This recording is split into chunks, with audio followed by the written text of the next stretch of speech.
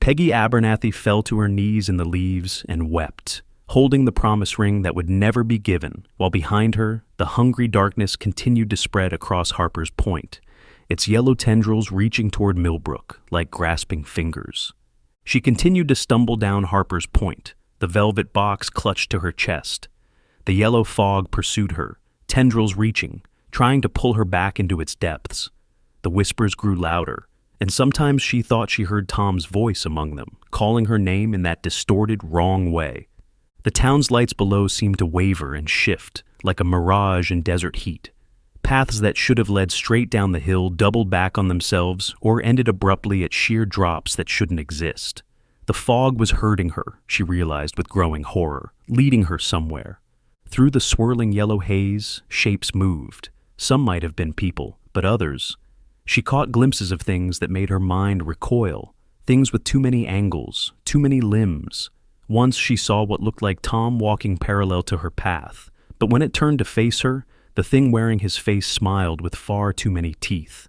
"Stay away!" she screamed as it reached for her with elongated fingers. Her voice sounded flat and lifeless in the thick air. A church bell tolled in the distance, muffled and warped by the mist, but unmistakable. The Methodist church where her family had worshipped for generations. The sound gave her direction when nothing else made sense, pulling her through the nightmare landscape of shifting paths and writhing shadows. Another toll of the bell, closer now. The spire emerged through the mist, its cross a darker shadow against the yellow haze. As she drew nearer, other sounds reached her. Human voices raised in desperate prayer. Light poured from the church windows, cutting through the fog like beacons. A scream echoed nearby, human at first, then twisted into something else before it faded. Others were out here too, lost in this nightmare. She wanted to help them, but the fog was pressing closer, herding her toward the church steps. The massive wooden doors loomed before her, the carved crosses and patterns writhing like living things in the yellow light. Something vast moved in the fog behind her, and Peggy lunged for the handle, her trembling fingers slipping on the cold brass. "Please," she prayed, "let it be unlocked." The handle turned. Peggy threw herself through the doorway, slamming the heavy door behind her. The sound echoed through the sanctuary like a gunshot, and dozens of frightened faces turned toward her. The familiar space felt different now, the air thick with fear and the sweet smell of burning candles. Shadows danced across the walls as the fog pressed against the stained glass windows, distorting the biblical scenes into nightmare shapes. The congregation huddled in the church's nave, their voices low and frightened. Every few minutes, something would slam against the stained glass windows, making the colored panes rattle in their lead frames. Each impact left smears of yellowish fog that seemed to eat at the glass like acid. "The windows won't hold much longer," Mr. Thompson muttered, pressing a handkerchief to his bloody nose. He'd barely made it inside after the fog had shown him visions of his dead wife. Reverend Marshall moved between the pews, offering what comfort he could, but Peggy noticed how his hands shook when he thought no one was looking, how his eyes kept darting to the windows where the biblical scenes were slowly dissolving into nightmare shapes. The yellow fog had grown thicker in the past hour, its color deeper, more sickly. Sometimes faces would form in it, faces they all recognized, dead relatives, lost friends, all calling out in voices that were almost right, but wrong enough to send chills down their spines. Mrs. Henderson began to sob. "That's my Jimmy out there! He's calling for me!" She lurched toward the door, but several people held her back. They'd already lost the Baker twins that way, running out to what they thought was their mother's voice. "The Lord is our shepherd," Reverend Marshall began again, his voice cracking. The congregation joined in, desperate for any comfort, but their words seemed to agitate whatever lurked in the fog. The impacts grew stronger, more frequent. Crack! A spider web of fractures appeared in the rose window above the altar. The fog seeped through, its tendrils reaching for the cross below. "The holy water!" someone shouted. "Use the holy water!" But when Reverend Marshall flung the blessed water at the intruding fog, it sizzled and turned to steam, filling the air with an acrid smell. That's when the doors burst open. The old woman stood there, silhouetted against the writhing yellow mist. Her clothes were strange uncombed style, her gray hair wild, her eyes holding a madness born of terrible knowledge. She clutched a leather-bound book to her chest, as if it were a shield. "Bar the door," Reverend Marshall commanded, but the woman was already inside, slamming it shut behind her. "It's starting," she rasped, her voice raw. "The veil is thinning faster this time. We don't have much time." The congregation drew back as she moved forward.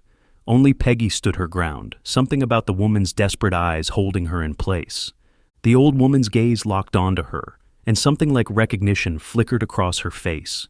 She moved with surprising speed, dropping her book as she reached for Peggy. "Show me," she commanded, her fingers pressing against Peggy's temples. "Show me what happened on Harper's Point." Before anyone could stop her, the old woman's thumbs pressed against Peggy's forehead. A jolt like electricity shot through them both. Images flooded Peggy's mind, not just her memories of Tom and the cultists, but others, countless cycles of fog and fear, faces that aged and changed while the horror remained constant. She saw herself growing older, searching, studying, preparing for this moment. When the connection broke, Peggy staggered. The old woman caught her arm. "The book," the older woman whispered urgently. "You'll need it, but be careful. Knowledge has a price. Trust only what's written in your own hand." "Get away from her!" Peggy's father pulled them apart. Others moved to help, concerned by the old woman's erratic behavior. "Wait," the woman struggled. "When the fog parts, seek the reflection in still waters. The answer lies in what was and what will be." As they dragged her toward the door, Peggy saw the old woman lock eyes with Reverend Marshall. Something passed between them. Recognition, understanding, fear. "The book!" the woman called out one last time. "Remember the book!"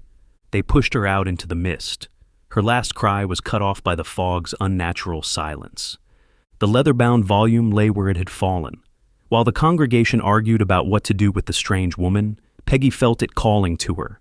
Knowledge pressed against her mind, fragments of what the old woman had shared, already beginning to fade. She had to act fast. "I need some air," she muttered, slipping toward the back of the church. No one paid attention. They were too focused on the windows, where the fog's assault had intensified. The Reverend's office was dark, but Peggy knew the way. As she reached for the door handle, a hand caught her arm. "I know what you're planning," Reverend Marshall said quietly. She turned, expecting to be stopped, but his eyes held a strange mixture of fear and resignation. "I've seen that look before. Just be careful. Some knowledge changes you forever." He pressed something into her hand, a small key. Then he turned back toward the congregation, already raising his voice in another psalm.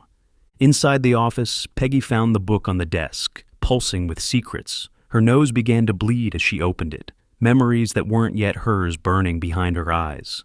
Outside, the singing grew desperate as the fog pressed closer. The words came slowly at first, each syllable feeling like fire on her tongue, but as she read, something awakened in her, knowledge bought with decades of study, paid for in loneliness and fear. Her hands moved in patterns she didn't yet understand, but somehow knew, drawing signs in the air that hurt to look at. The fog outside the window writhed, pressing against the glass with renewed fury. Blood ran from Peggy's nose and ears, each word of the spell feeling like broken glass in her throat. The knowledge burned through her mind like fire, destroying as it empowered. But she couldn't stop, not with Tom's face still fresh in her memory, not with the screams of the townspeople echoing in her ears. Had to make it stop, had to push back the fog, had to give them all a chance. In the sanctuary, the singing reached a desperate crescendo, hymns mixing with screams as the windows began to crack. Peggy's voice rose above it all, speaking words that felt ancient and terrible, sounds that human tongues were never meant to form. The final phrase tore from her throat like barbed wire.